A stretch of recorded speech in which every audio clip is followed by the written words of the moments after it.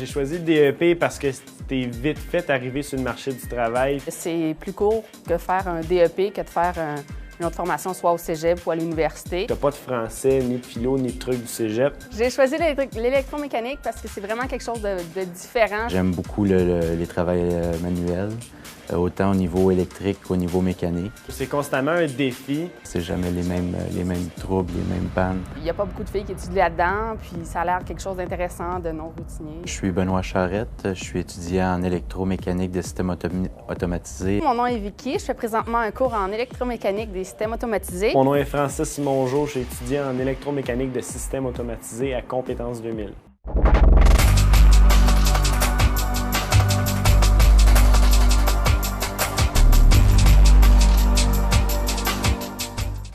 L'électromécanicien, il faut bien se comprendre, c'est quelqu'un qui va déjà arriver, c'est pas lui qui va faire, il peut faire de l'installation, mais c'est pas lui qui va construire la machine nécessairement.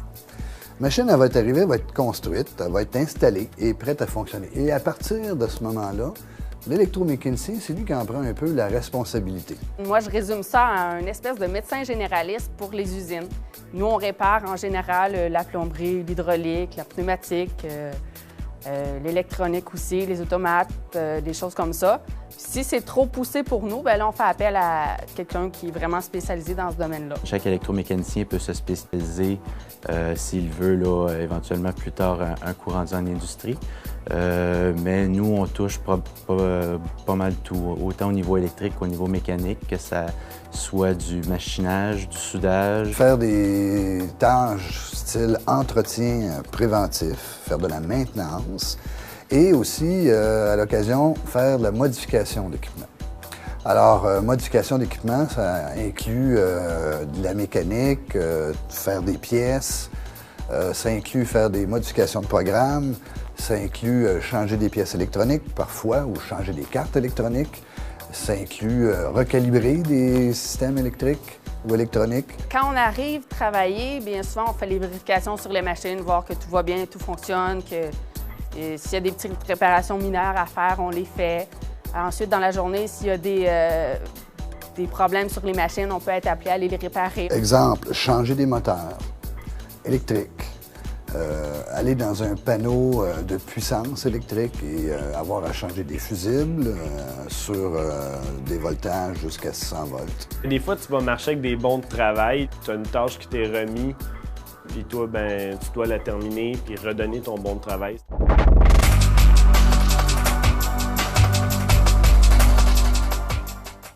Je pense qu'une des grandes aptitudes que ça prend pour être électromécanicien, c'est avoir le sens des responsabilités. Il faut être vraiment minutieux aussi pour voir chaque petit détail. L'électronique, c'est toujours des petits détails, des petits fils, un petit fil qui est peut-être mal branché, qui ne fait pas que ça fonctionne. Ou faut être patient aussi, pas trop pogner les nerfs non plus avec les machines. Il faut vraiment que tu sois quelqu'un qui est logique dans ce que tu fais. Il faut que tu sois vif, faut que tu sois manuel, surtout parce que c'est une job que tu vas constamment travailler avec tes mains. Des bonnes attitudes de concentration pour être capable de réfléchir puis d'être capable de lire des plans. Il faut être imaginatif pour pouvoir trouver une solution. Il faut être débrouillard. Avoir des bonnes notions, pas nécessairement pointues, mais des bonnes connaissances générales dans tous les domaines connexes. Il n'y a aucun préalable au niveau des mathématiques.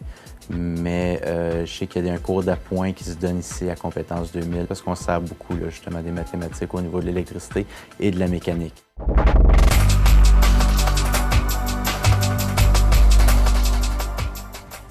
La durée, c'est un programme de 1800 heures, réparti sur 14 mois de formation.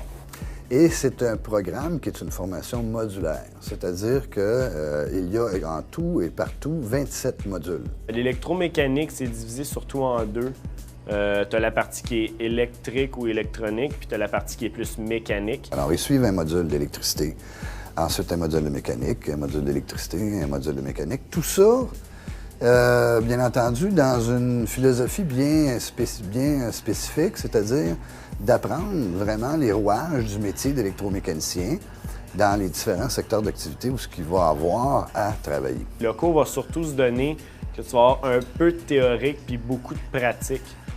parce que le visuel t'apprend mieux. On commence avec des modules de base, des modules d'intégration au niveau de l'électromécanique, ce qui veut dire des cours d'intégration à l'électricité et des cours de lecture de plan pour au niveau de la mécanique. Puis après ça, tout s'enchaîne là, un par-dessus l'autre. Donc, tous les cours est un préalable un à l'autre. Tu vas avoir des cours de base comme les cours sur l'électricité CC puis CA, des cours en électronique aussi. Les automates programmables, faire des boucles de contrôle, la pneumatique, l'hydraulique, la plomberie. Et suivre des cours en santé-sécurité, parce que c'est un domaine où on travaille avec des machines. Là, après ça, ça commence à, tranquillement, au fur et à mesure que les modules avancent, à devenir de plus en plus, je dirais, pratique. On les amène à travailler avec les équipements. On crée quand même de belles choses, des fois qui nous restent aussi. On se crée de nos propres outils. Qu'est-ce qui est plus intellectuel, c'est quand on fait penser comment faire les montages. C'est beau, on les fait, mais il faut savoir comment les penser, comment que ça pourrait fonctionner. Il y a un stage qui dure 3 semaines à la fin complètement. Qui, en vérité, c'est nous qui vont chercher une compagnie, puis on va passer 3 semaines comme apprenti électromécanicien, puis il y a une note qui va nous être donnée à ça. Là. Les professeurs, ils ont beaucoup d'expérience dans le milieu, qui ont été choisis pour, en fonction de ça, pour qu'ils nous donnent le meilleur d'eux-mêmes. Ils sont très disponibles pour nous. Ils donnent des récupérations quand même là, sur des bases assez régulières. Ils aident beaucoup les personnes qui sont en difficulté. C'est un cours que j'ai vraiment aimé, puis ça va m'aboutir vraiment à quelque chose de plaisant parce que c'est constamment des projets. Quand tu apprends quelque chose, tu es capable de l'appliquer en plus à la maison sur d'autres projets, c'est toujours agréable.